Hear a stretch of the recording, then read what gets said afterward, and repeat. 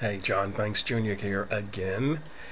Now, let me continue if I may. I just want to let you know that I've been having some internet problems today. Telephone has been off and on and out. Um, Internet connection has been off and on and out.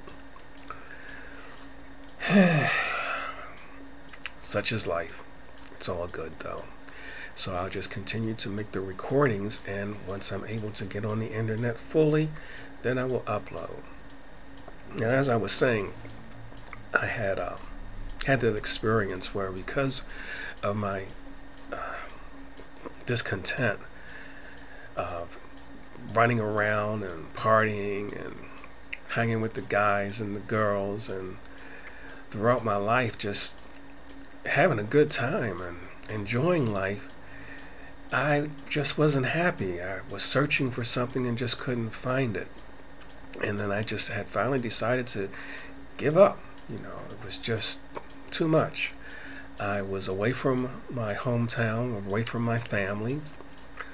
I didn't even feel connected with my family, even when I was with my family. And I just felt always out of place no matter where I went.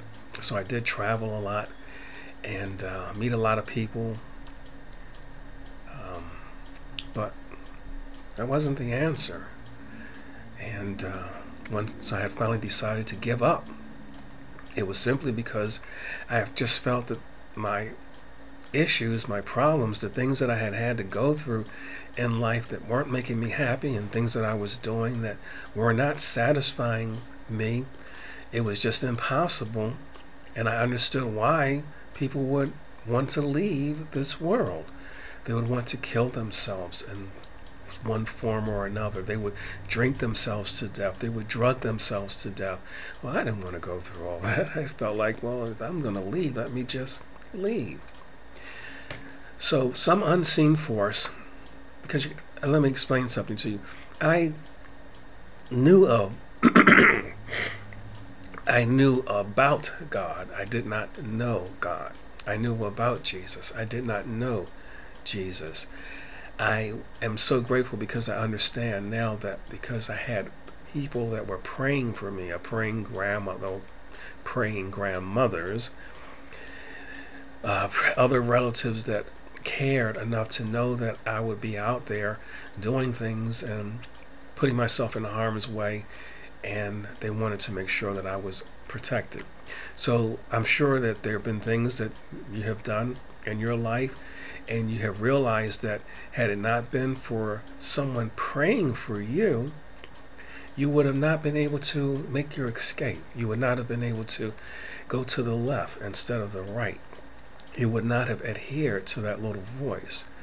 Sometimes you may have a dream or a premonition, and a relative may speak to you, and you recognize the fact that they prayed for you, and it was because of their prayers your life had changed. Well, I believe it was because of their prayers that my life would not end. God was not finished with me because I didn't know of Him. I did not know about salvation. And I needed to be given an opportunity to know about salvation. And I'm so grateful for that. Because as many times as I have told that story of what happened to me, and it just makes me feel so good because I remember it very clearly. I know what happened to me. I had people even tell me that it was my will to live that had taken me into the bathroom and caused me to empty my stomach, which made no sense to me because my will to live was gone. That's the reason why I was doing what I was doing. I had no will to live. So after I had woken up and proceeded to go back to work and become normal, which I could not, I didn't know what to do. I began to wonder, what am I supposed to do next now that I have tried to kill myself and that didn't work? What am I going to do next? So I thought about going back home, and I felt like if I went back home to be around family and friends from childhood or whatever. The only thing that I was going to do was wind up getting into more trouble and more problems. But such was life. At least I would be around family.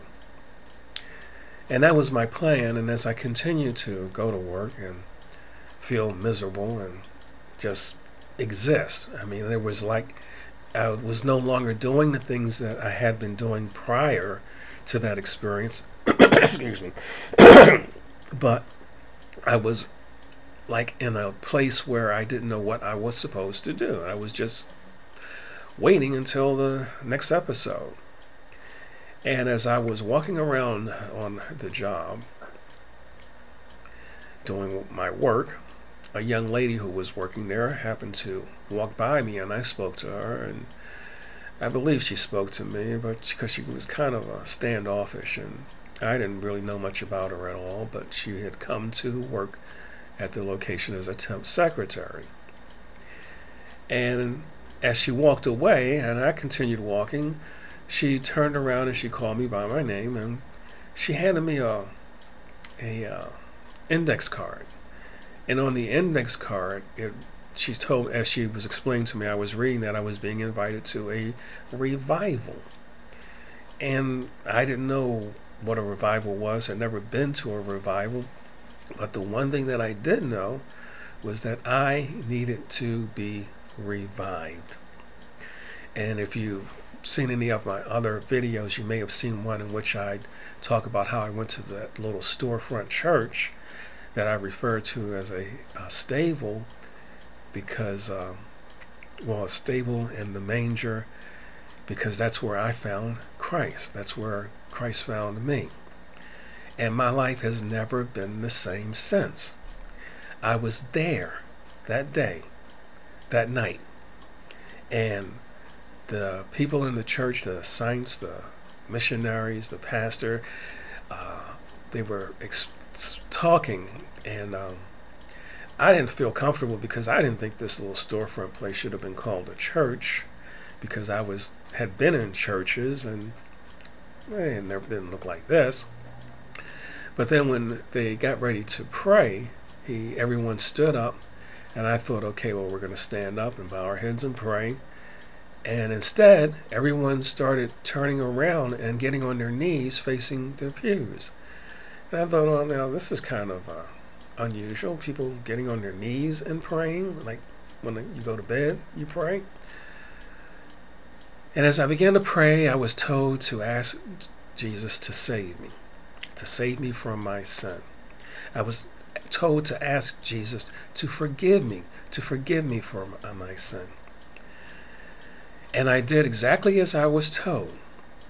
And after I had acknowledged that I was a sinner and was in sin and had committed sin, and asked Jesus to save me, and then they told me to believe that he had saved me, and then they told me to thank him. And I don't know how long it was, but it seemed like it was quite a long time. But as I began to pray and do as they were telling me to do, it felt like electricity was running up my knees and my legs and my body, and it was just an incredible sensation, something I had never felt in my entire life. And when I've told some people about that, I was told, well, you know that sometimes they put electrical wires in the floor. Some of the things that some people will say to you. But when you know what you know, there's no doubting it. And I have not been the same since that day. When I got up off my knees, I was a new person. All I could do was just smile. I just felt the love in that storefront church. I just felt the peace and the joy that I had never felt before in my entire life. Nothing had ever made me feel like that. Drinking, smoking, nothing compared to the way that I was feeling then. And that's when I found out that I could give my life to Christ. And that night, before I left, one of the missionaries had made a comment to me, and she told me, I love you, John. And I said, I love you too. And she said, I don't mean that funny love. And I said, no, I know exactly what you mean. Because see, I had been saying that I had no one to really love me. And here she was saying that she loved me. And then I was saying to myself for weeks that I had no family, so I was going to go back to my home and to be with family. And then she told me that we're your family. And right then and there, I knew that I needed to look for the signs that led in the right direction. For not to heed them would have been a bad reflection. They will show you the way to what you have been seeking. To ignore them, you'll only be cheating. That was the last song that I heard the night that I had taken those pills, because I had stopped at a music store and bought an album by Earth, Wind & Fire. And that was the last song that I had heard that night. And those words stuck with me because it was so profound. And my eyes had been opened to the fact that I needed to watch for the signs, look for the direction that I was being led to go. And I stayed at that little storefront church for years. For years. I just dove in, went to the library and started reading all the books that I could get on Jesus Christ. Who was this Jesus Christ? What was his purpose? And I was taught, and I learned, and I listened, and I learned. I was at one point offered a position to preach a trial sermon, and I wouldn't do it. No. I felt that that was just too much responsibility, and I was not prepared to take on that responsibility. I enjoyed staying in my lane and learning and developing and growing and being accessible to anyone that needed help. If anyone in the church would ask me to do something, I was there to do it. If I was free, I was there to do it. And that was the spirit that had come upon me, because that's how I had been before that period. But when I would do it before, I always felt like I was being taken advantage of.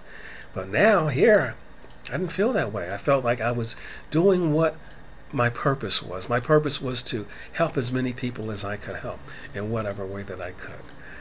So I'm going to continue on. Be blessed until I come back. Peace now.